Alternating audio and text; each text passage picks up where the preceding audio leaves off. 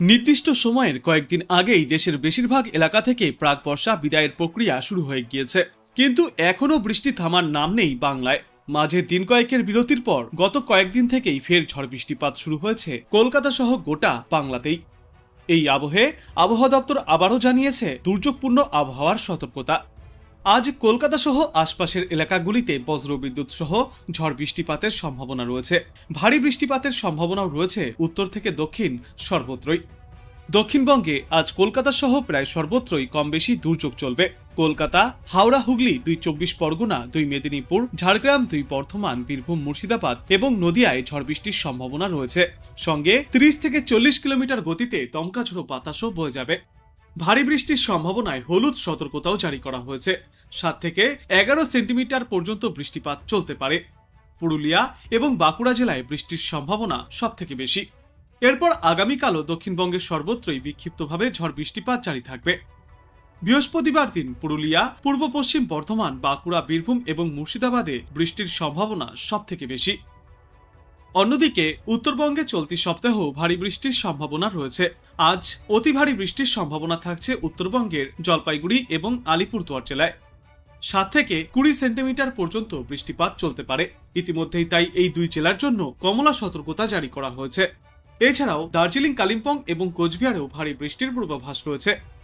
আগামীকাল দার্জিলিং, জলপাইগুড়ি, কালিম্পং, আলিপুরদুয়ার, কোচবিহার এবং উত্তর দিনাজপুর জেলায় ভারী বৃষ্টিপাত জারি থাকবে।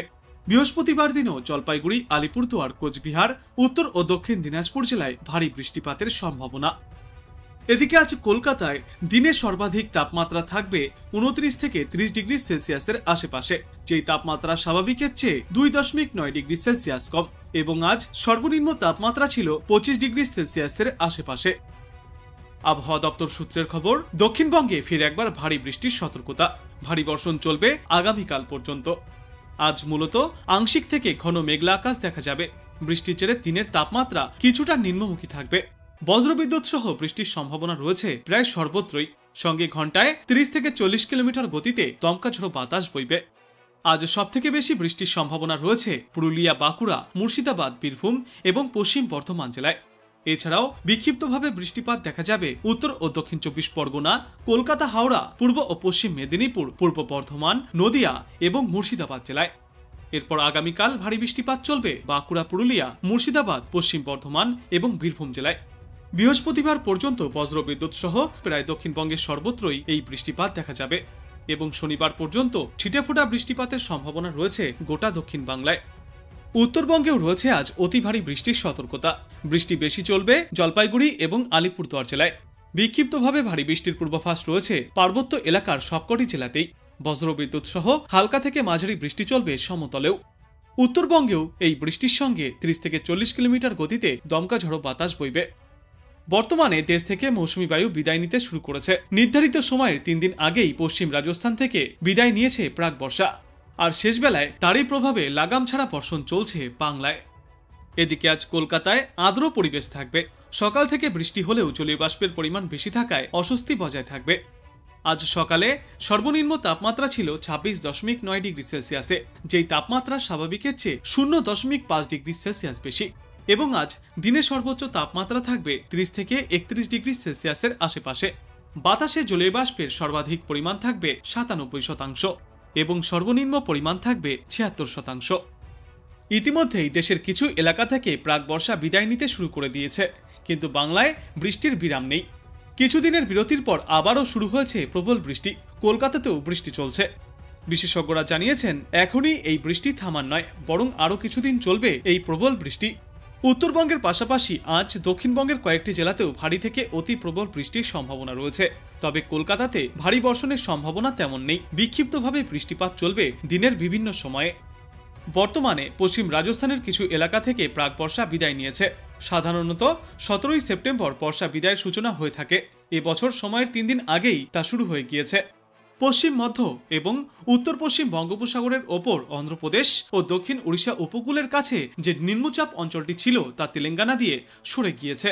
বর্তমানে পশ্চিমবঙ্গের ওপরে এর সরাসরি প্রভাব পড়ছে না, তবে উত্তর পূর্ব বাংলাদেশের ওপর একটি ঘূর্ণাবর্ত রয়েছে, যা সমুদ্রপৃষ্ঠ থেকে ৩.১ থেকে ৫.৮ কিলোমিটার পর্যন্ত বিস্তৃত।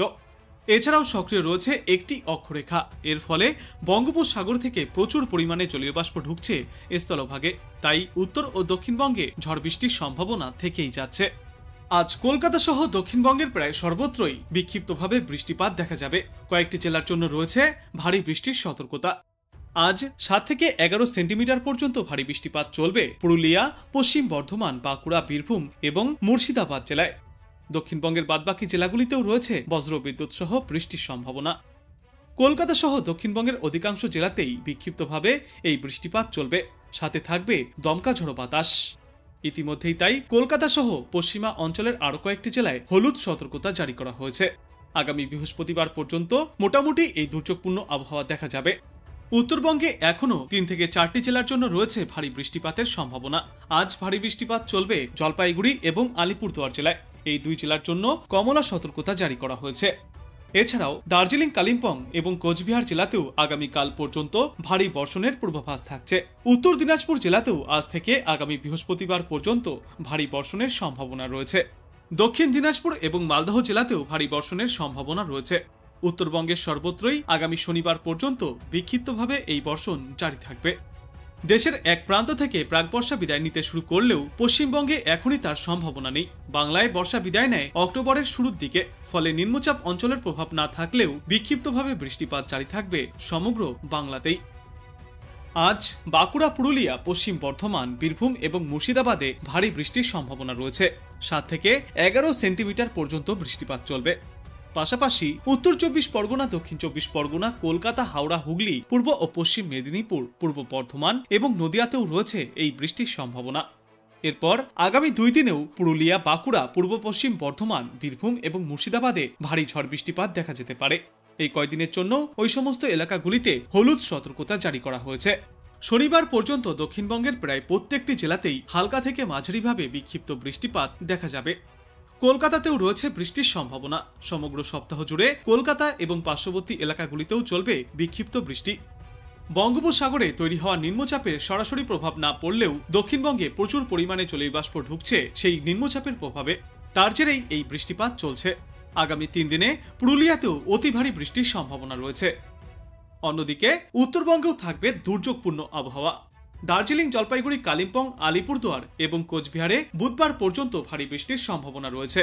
তবে উত্তরবঙ্গের অন্যান্য জেলাগুলির তুলনায় জলপাইগুড়ি এবং আলিপুরদুয়ারে ভারী থেকে অতি প্রবল বৃষ্টির সম্ভাবনা। ইতিমধ্যেই তাই এই দুই জেলার জন্য কমলা সতর্কতা জারি করা হয়েছে। এছাড়াও উত্তর দিনাজপুর, দক্ষিণ দিনাজপুর এবং মালদহ জেলাতেও ঝড় বৃষ্টিপাতের সম্ভাবনা থাকবে। শনিবার পর্যন্ত উত্তরবঙ্গের প্রায় প্রত্যেকটি জেলাতেই বিক্ষিপ্তভাবে বৃষ্টিপাত চলবে। বিশেষজ্ঞরা জানিয়েছেন, আজ দক্ষিণবঙ্গের বাঁকুড়া, পুরুলিয়া, পশ্চিম বর্ধমান, বীরভূম এবং মুর্শিদাবাদ জেলায় ভারী বৃষ্টির সম্ভাবনা রয়েছে। 7 থেকে 11 সেন্টিমিটার পর্যন্ত বৃষ্টিপাত চলবে। পাশাপাশি উত্তর 24 পরগনা, দক্ষিণ 24 পরগনা, কলকাতা, হাওড়া, হুগলি, পূর্ব মেদিনীপুর, পশ্চিম মেদিনীপুর, পূর্ব বর্ধমান এবং নদিয়াতেও ঝড় বৃষ্টিপাত দেখা যাবে। এরপর আগামীকালও দক্ষিণবঙ্গের প্রায় সর্বত্রই এই ঝড় বৃষ্টিপাত জারি থাকবে। তাই আগামীকালও জারি থাকবে হলুদ সতর্কতা। বৃষ্টির সঙ্গে ঘন্টায় 30 থেকে 40 কিলোমিটার গতিতে দমকা ঝড়ো বাতাসও বয়ে যেতে পারে। বর্তমানে বঙ্গোপসাগরে তৈরি হওয়া নিম্নচাপ সরাসরি বাংলায় প্রভাব না ফেললেও কলকাতা সহ দক্ষিণবঙ্গে তার প্রভাবে প্রচুর পরিমাণে জলীয় বাষ্প প্রবেশ করছে, যার জেরে সৃষ্টি হচ্ছে এই বৃষ্টির সম্ভাবনা। আগামী বৃহস্পতিবার পর্যন্ত বিক্ষিপ্তভাবে এই বৃষ্টিপাত দেখা যাবে গোটা দক্ষিণ বাংলাতেই।